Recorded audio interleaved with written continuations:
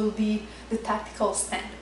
So I want to start by saying how we never want to volunteer for the ground, but the reality is that there's a high risk that you're either gonna be attacked starting from the ground, so you could be just sitting in a park or whatnot, or also you can be pushed down, tackled, and any other reality that can make you end up being on the ground. So we want to find a way to pass from the ground to a standing position in the most safe way as possible. Two big mistakes that people do often when they're from the ground trying to stand up are, first and foremost, usually if they're on their back, they're gonna try to go straight up like this, which obviously requires a lot more muscles, which is when you're gonna start using the arm screw to help yourself a little bit more. But also what they will do usually is to, again, stand up straight, but with their head, therefore reaching forward, which is something that you actually want to avoid, especially if you want, if you have someone in front of you. You obviously want to protect your head from any hits like the knees, kick, and whatnot. And if you lean forward with your head, well, you put your face in danger. The first skill we will be looking at for the tactical stand will be the idea of cornering. So basically, if we are laying on our back, you can see that obviously my whole body is touching the floor. First off, this put my center line in danger, but also you're gonna notice that it's a bit slower to move because there are more surface on the ground and resisting. So if you just corner, meaning that you're gonna go on one side, you will notice that first of all, your body is starting to blend. So it's already protecting your body a little bit more. Also, your arm can more comfortably come up to protect your head. And finally, you will see that you can start using your leg as weapons.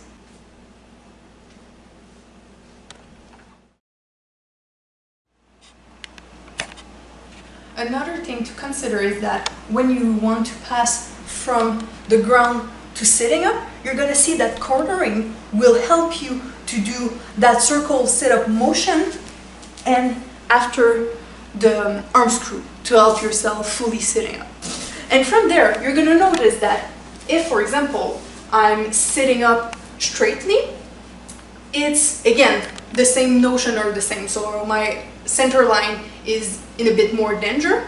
And also, on a mobility level, it actually takes more time. Whereas if I use one butt cheek or the other, you start seeing that not only the mobility is actually a bit better, but also, even though you're using your end to kind of support yourself, still the front end is there to protect your head. Again, it is more comfortable than to kick, and also you're gonna see soon that it's actually a very important position for the next step to the tactical stand. From this position, now we're ready to stand up. Usually, you're gonna notice in more combative sport, they're gonna do it in one sweep motion. So they're literally just gonna lift like this.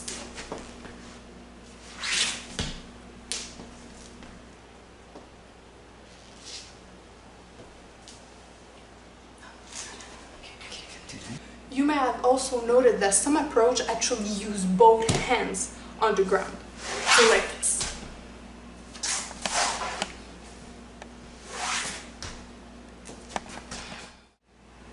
These two mobility exercises are very good to condition your body, and it's an excellent work to put into your fitness routine. However, soon enough you will see why we decided to modify it a little bit to make it safer on certain aspects in the street. One of the first weaknesses that we need to take into consideration when we're sweeping the leg from one point to another is that, first and foremost, it's a longer distance, so it's taking more time. Also, you need to realize that certain people don't have necessarily that ability. So take, for example, a pregnant woman. It's going to be really hard for them to move along all that way. Also, oftentimes, the head can end up lower than your hips.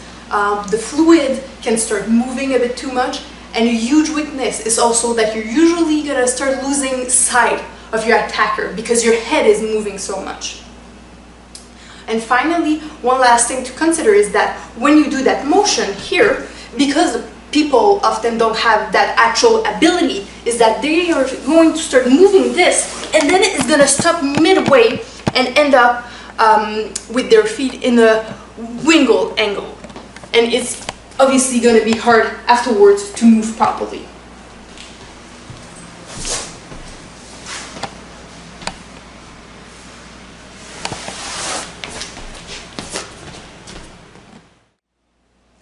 Our first modification that we made is that we break that leg sweep into two parts.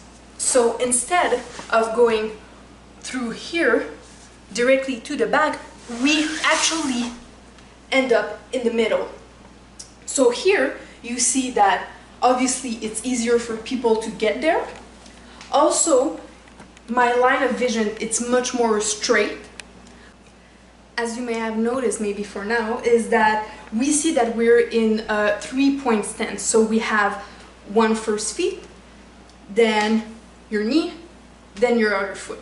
And this gives you the occasion to then lift up much more easily. You need to take in consideration that ideally you don't want to have your foot flat on the ground, because again, it makes everything so much harder.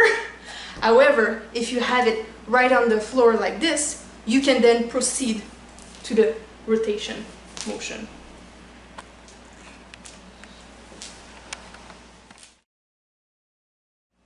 A second modification here will be how we stand up from our 3-point stand. So usually what we will see in most common style is that they will just simply lift up straightly like this, which is doable, but it's mostly good again for a conditioning routine. As you may have noticed, it really looks like basically a lunge. What we want to do here to make it easier for our body and stability is that we want to use more muscle group. So instead of going straight up, we're going to do a little rotation, simply like this. And again, you're going to play a lot with your heel here. You will notice that you cannot be on your, that you actually need to be on the ball of your foot and not on your heel.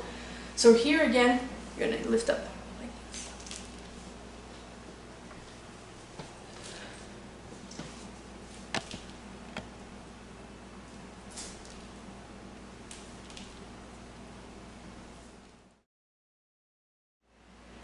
Another benefit, again, from that rotation is that if I have my opponent coming towards me while I'm trying to stand up, this twisting motion will give me a chance to deflect an attack and also more easily counterattack the pressure.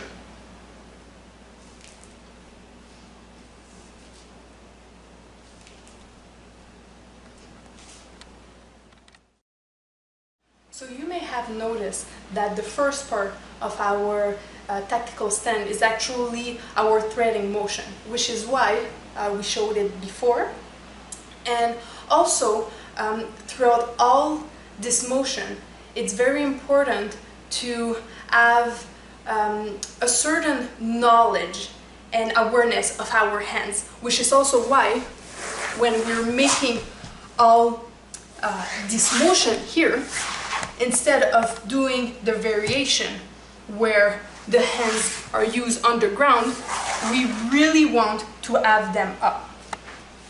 And it's something to really take in consideration, because in the reality of the street, in a self-defense context, your head should be one of your main priority to protect.